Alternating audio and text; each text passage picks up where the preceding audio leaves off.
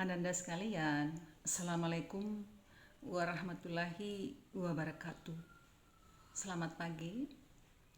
Alhamdulillah pagi ini kita bertemu kembali dalam teks yang lain. Bukan lagi teks deskripsi, tetapi teks mencipta fantasi. Ya. Mencipta cerita fantasi. Baik, sebelum kita mencipta cerita fantasi, ya, tentu kita akan mendefinisi dulu apa itu cerita fantasi. Tahu definisinya, kemudian bagaimana ciri-cirinya, serta jenis-jenis cerita fantasi. Berikut kita harus tahu ya unsur-unsur cerita fantasi. Kemudian dalam keterampilan kita akan menceritakan kembali cerita fantasi yang pernah kita baca ataupun kita dengar. Nah, setelah itu kita harus tahu struktur dan unsur kebahasaan dalam cerita fantasi. Terakhir, barulah kita menyusun cerita fantasi. Baik, Ananda sekalian, kita lanjut ya. Pada hari ini, pertemuan pertama untuk teks cerita fantasi adalah mengidentifikasi unsur-unsur cerita fantasi yang dibaca dan didengar. Ya. Nah, apa tujuan kita? 1.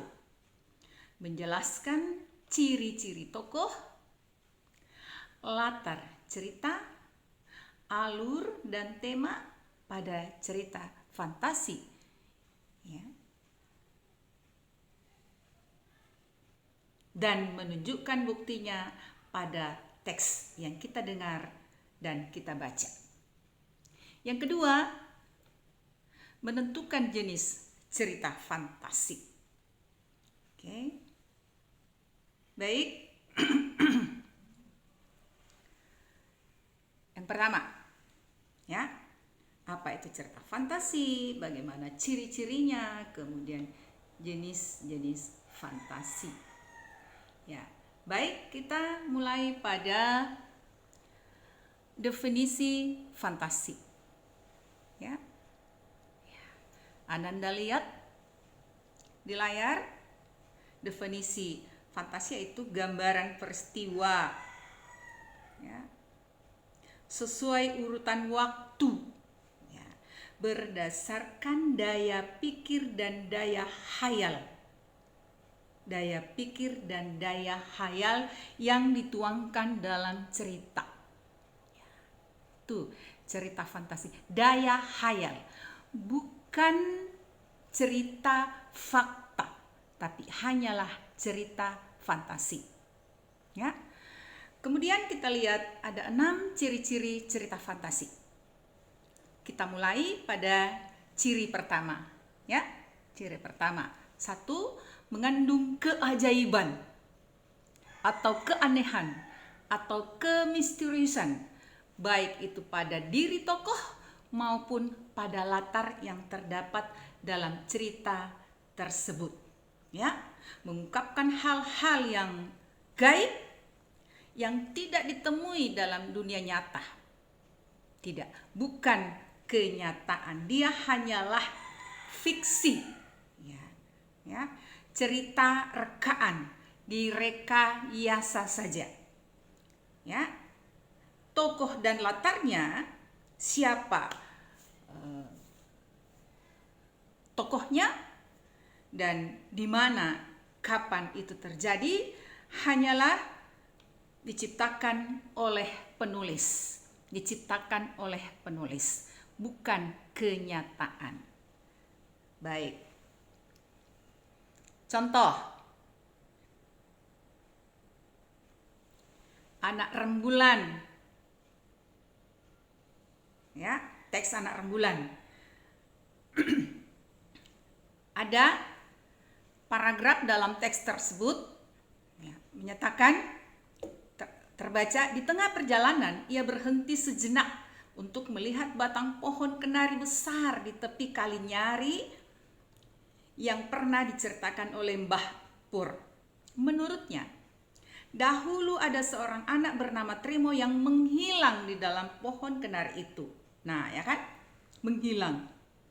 Trimo menghilang ketika ia sedang berlindung dari serangan Belanda.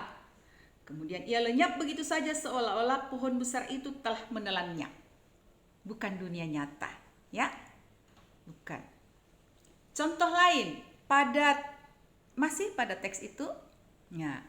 Setelah dia terperangkap di warung Mbak Rimbi, yang merupakan jelmaan iblis, ya, jelmaan iblis. Sekelompok semut hitam ternyata adalah gerombolan pencuri. Ya, seperti itu kemisteriusannya. Ya. Contoh, Gajah Mada. Dalam cerita Gajah Mada ada paragraf di situ mengatakan, ya, kita lihat dalam teks. Tolong. Oke. Nah, Handi berteriak. Betapa kagetnya mereka berdua melihat Handi berada di sebuah lubang dan kelihatan ya, hanya tangannya yang kelihatan. Dengan refleks, Andi dan Dadi berusaha menolong Handi. Tapi terdengar keringetan keras, mereka bertiga terseret masuk ke lubang. Itulah fantasi yang diciptakan oleh penulisnya, oleh penciptanya. Ya, sekarang sebelum kita lanjut pada ciri kedua, yaitu memiliki ide, Ibu kasih tugas dulu ya. Ya, tugasnya langsung kita ketik di WA group. Ya, buka cerita cerita tiga dimensi alfa, ruang 3 dimensi alfa. Buka itu. Kemudian tuliskan hal yang berupa misterius, hal-hal yang misterius di dalam cerita itu, baik itu dari tokoh ataupun dari latarnya. Sebelumnya, Ibu potong dulu. Sebentar akan kita lanjutkan setelah latihan sudah masuk di dalam WA grup kita. Ya Nanda ya.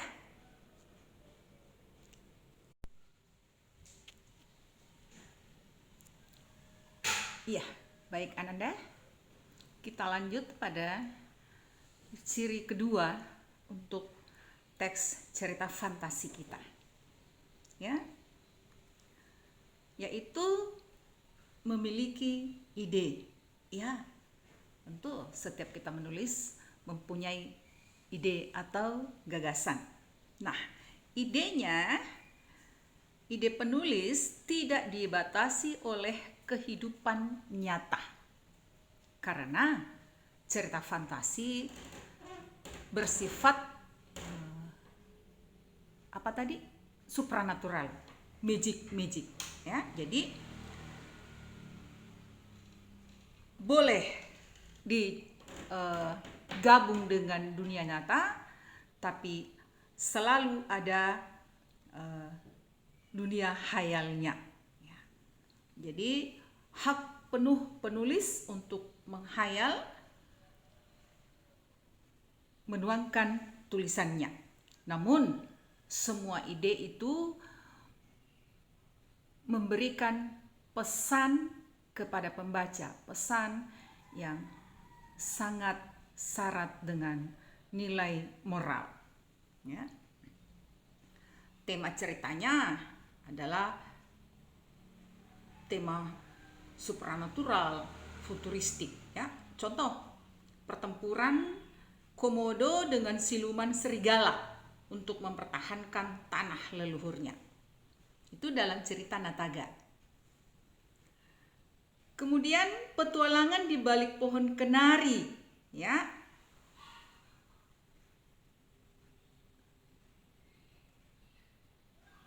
Mana? Oh, tidak ada ya. Petualangan di balik pohon kenari, kemudian tiba-tiba berada di zaman Belanda. Jadi tokoh dilempar masuk ke zaman Belanda, ya, zaman Jepang, ya. Kemudian kita lihat Gajah Mada ratusan tahun yang lalu, ya, memberikan peringatan kepada masa depan anak bangsa, ya. Itu dalam cerita Gajah Mada, ya. Dalam cerita 3 dimensi alfa, yang seseorang berada dalam ruang komputer, mengutak-atik komputernya, ya, kemudian tiba-tiba, ya, masuk ke dalam dunia komputer, ya. Oke. Berikut ciri ketiga teks fantasi, ya, menggunakan latar lintas waktu, ya. Kita tahu bahwa latar atau setting cerita adalah kapan, di mana, dan bagaimana, ya. Kapan, di mana, dan bagaimana. Kapan cerita itu terjadi, di mana tempatnya, dan bagaimana suasana tempat tersebut, dan bagaimana suasana hati para tokohnya. Ya, lintas waktu dan ruang. Ada khasnya, ya, ada khasnya. Lintas waktu dan rangkaian peristiwa cerita menggunakan latar yang menerobos dimensi ruang dan waktu. Ya. Misalnya tokoh Nono bisa mengalami kejadian pada beberapa latar. Nono dalam cerita Rembulan, ya. Latar yang pertama adalah di Wulingi, kemudian latar kedua pada zaman Belanda, di masa lampau, ya, dan sebagainya. Nah, jalinan peristiwa pada cerita fantasi berpindah-pindah dari berbagai latar melintasi ruang dan waktu. Ya, Ibu kasih contoh kutipan latar tempat, ya, teks latar tempat. 3 rumah bergaya kerucut menyambut mataku. Emas dan berlian bertaburan di dinding rumah itu. Itu dalam cerita Berlian 3 warna, ya. Kemudian dalam cerita Ruang Dimensi Alfa, laboratorium berantakan, semua peralatan pecah. Aneh, hanya laptopku yang masih menyala, ya. Ketika kita membuat latar, menulis latar waktu, contoh. Tengah malam, tak ada bintang di langit. Mendung hitam nampak menggumpal. Lolongan anjing bersahut-sahutan menyambut malam yang semakin larut. Ya. Itu cerita itu terjadi pada malam hari. Ya, jadi latar waktu kapan?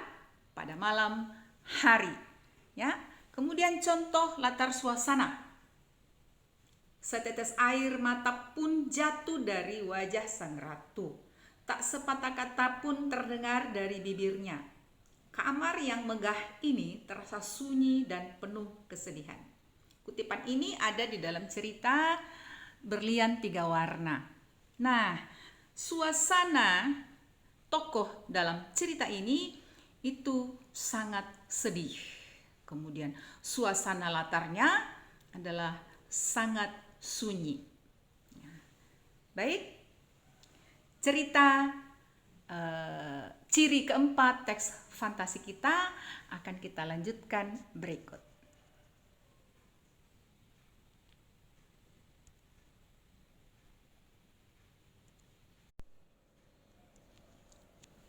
Ya, Ananda, kita lanjut pada ciri keempat, yaitu unik dan tokohnya memiliki kesaktian. Ya.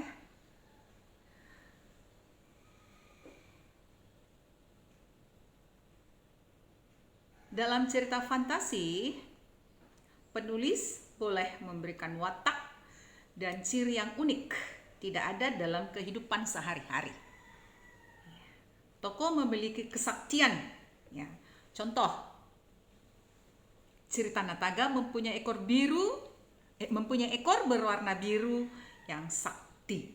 Ya, ada kesaktian tertentu. Kemudian tokoh mengalami peristiwa misterius yang tidak terjadi dalam kehidupan sehari-hari, ya, dan mengalami kejadian dalam berbagai latar waktu. Tokoh boleh berada dalam tempat yang berbeda dari waktu ke waktu, seperti yang dijelaskan tadi pada penjelasan latar, ya.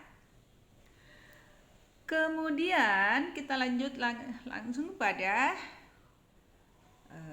ciri kelima, bahwa cerita fantasi bersifat fiksi, bukan nyata.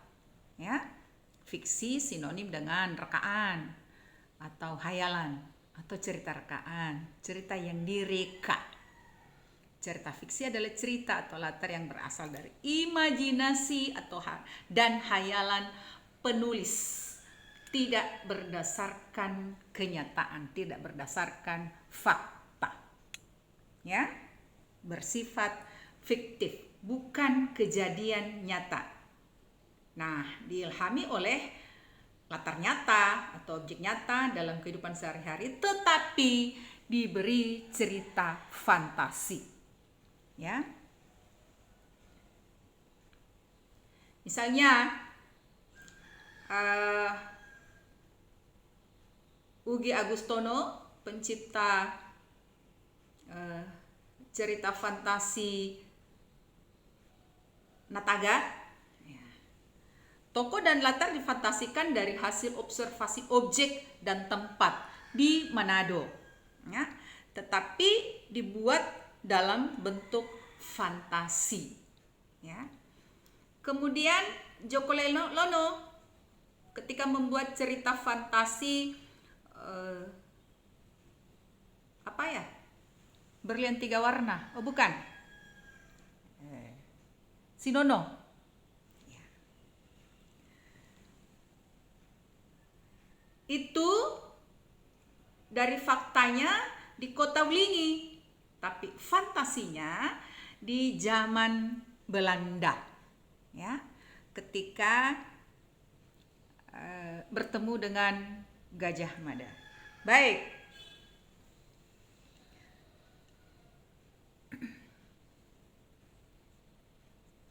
ciri keenam, penggunaan bahasa. Bahasa adalah percakapan sehari-hari saja, ya.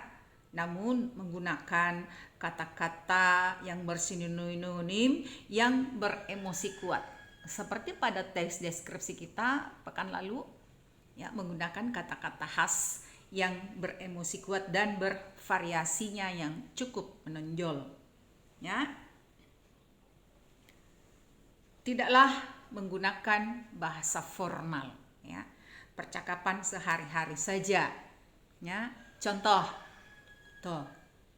di mana aku, di mana kita, tempat apa ini, kalian bertiga saya panggil untuk menemui leluhurmu. Nah, itu percakapan sehari-hari, ya. Siapa bapak? Apalagi? Aku berjanji tak akan makan buah palapa sebelum Nusantara bersatu. Itu pala. Itu kejadian nyata itu pada ratusan tahun lalu ketika zaman Majapahit, ya. Oke. Lanjut pada yang terakhir, yaitu jenis-jenis cerita fantasi. Ada yang berdasarkan latar cerita dan berdasarkan kenyataan hidup sehari-hari. Yang berdasarkan latar cerita, ya, lintas waktu di masa lampau, seperti cerita Nono, ya, dalam Putri Rembulan, ya. Dia berada di zaman Jepang. Kemudian cerita Hani, ya, yang berada di candi, kemudian dia berada di zaman lampau ketika Gajah Mada. Itu lintas waktu untuk masa lampau. Latar waktu sesaman boleh, tidak ke masa lampau dan tidak juga ke masa depan, masa yang akan datang. Kemudian ada ketiga, lintas waktu futuristik, masa yang akan datang. Ya, contoh teks tiga dimensi alfa, ya, tiga dimensi alfa yang berada di dalam sebuah komputer. Terakhir, berdasarkan kenyataan hidup, ya. Ada dua, fantasi total, ada yang irisan. Ada yang fantasi total, tidak ada kehidupan nyatanya, benar-benar dia adalah fantasi, ya. Tidak seperti cerita si Nono dan cerita si Handi, tidak. Dia seperti cerita Nataga, semuanya fantasi, ya, di Gunung Kelut di Manado. Kemudian tokoh-tokohnya juga fantasi, Nataga, seekor naga, dan serigala-serigala siluman. Kemudian yang kedua, cerita fantasi irisan, ada yang nyata, ada yang fantasi, ya, seperti kita lihat dalam cerita Nono tadi dan ceritanya Handi di dalam judul Gajah Mada. Oke? Ya. Nah, Ibu kasih contoh tadi, ya, ini Handi dan Dani berjalan-jalan di candi, lalu berada dalam lubang besar. Itu lintas ruang. Kemudian lintas waktu, Handi dan kawan-kawannya berada sekian ratus tahun lalu pada zaman Majapahit. Baik, ya. Kemudian yang terakhir, tugas kita ada di LKPD. Ada di LKPD. Buka sebentar, akan Ibu bagikan link LKPD dan kamu menulis tugas di buku kerja. Setelah itu kirim di WA pribadi Ibu. Sekian. Assalamualaikum warahmatullahi wabarakatuh. Salam kreativitas.